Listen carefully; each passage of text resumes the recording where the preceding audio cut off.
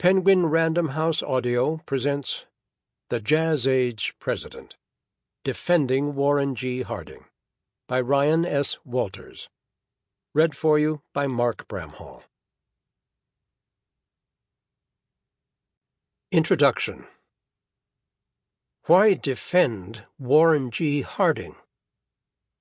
Harding is reckoned a rock-bottom failure by the experts, and this view is so commonly held that for an historian to argue otherwise is heresy. Thomas Bailey. Tell someone you are writing a book about President Warren G. Harding, and you will get quizzical, even skeptical looks. Why write a book on him? Wasn't he a really bad president? Is a typical response. Or, didn't his wife poison him? That's another one I've heard. My answer is, why not? Warren Gamaliel Harding, more than any other American president, has been named the worst chief executive in our history.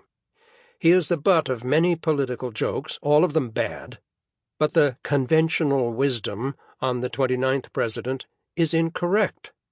Simply put, Warren Harding deserves defenders to counter what has been a smear campaign against him for nearly a century. I am one of his defenders, few as there are.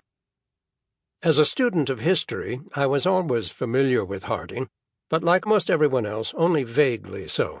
Back in the 1990s, I was an enthusiastic backer of Patrick J. Buchanan, whose Harding-style America First campaign drew me to support his presidential candidacies in 1992, 1996, and 2000.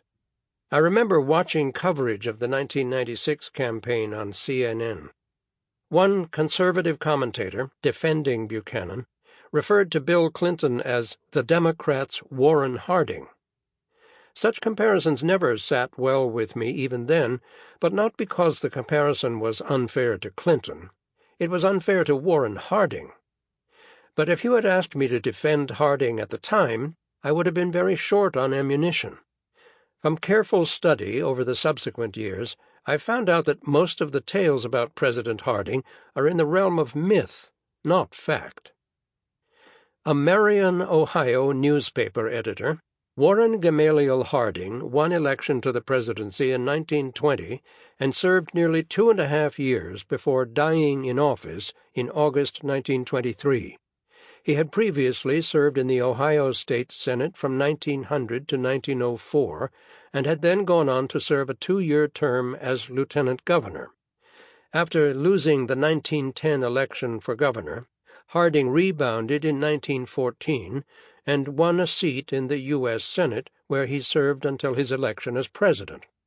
His political career was just 15 years, certainly not the satisfaction of his life's ambition, and they were years filled with heaps of scorn and ridicule.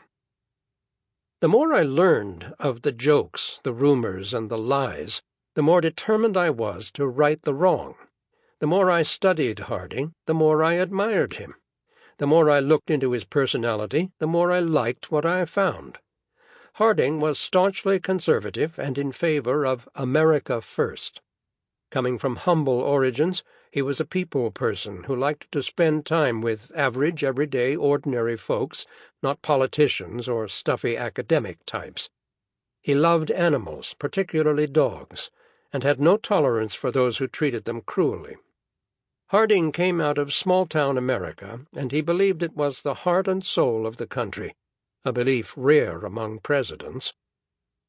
In many ways, Harding was the personification of the Jazz Age, the name pinned on the decade of the 1920s by F. Scott Fitzgerald. More popularly known as the Roaring Twenties, it was unlike any period in American history.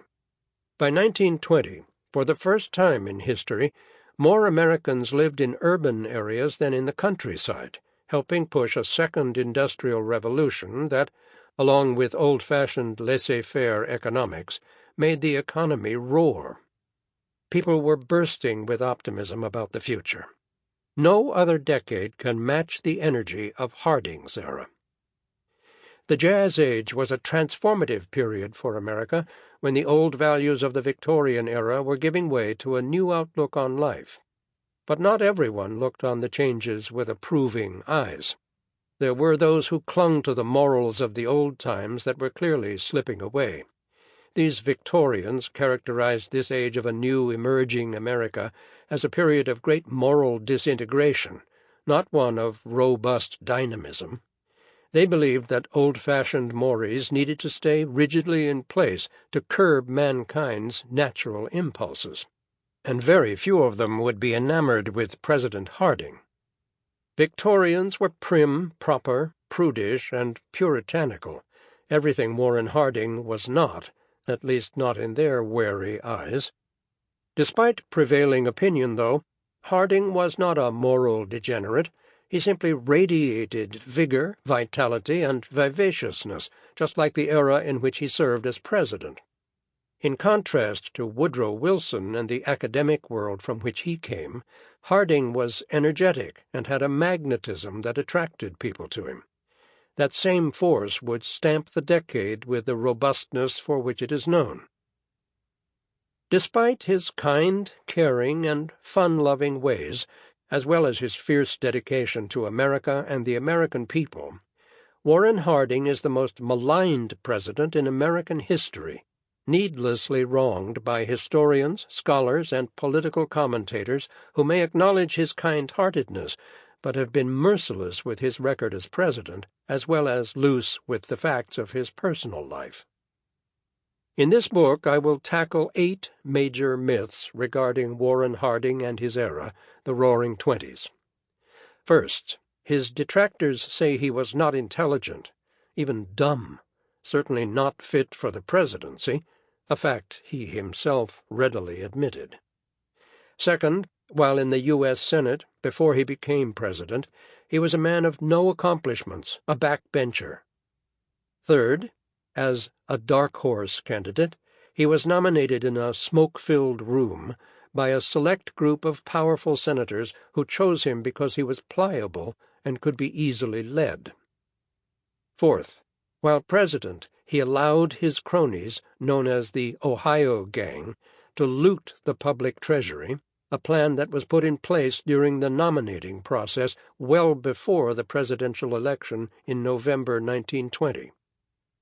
Fifth, during his tenure in the White House, some 882 days, he had no great achievements. Sixth, a notorious womanizer all his life, Harding had relations with mistresses in a closet just off the Oval Office.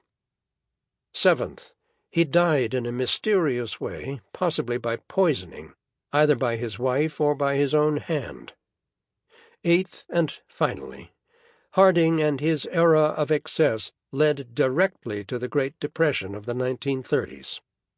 This book will answer and correct each one of these legends. My goal in writing this book is to produce a work for the general public. Judging by surveys and polls, much of the population knows very little of the real Warren Harding. So, rather than do what others have done and write a massive 500-page academic treatise covering every aspect of Harding's life and administration, my aim is to write a smaller, more concise political profile covering the major aspects of Harding and his presidency, defending him against his critics and helping to educate those who may know little of the humble newspaperman from Marion, Ohio. In short, I'm interested in setting out what Warren G. Harding got right in both his life and his administration, to show that he was a much better president than advertised.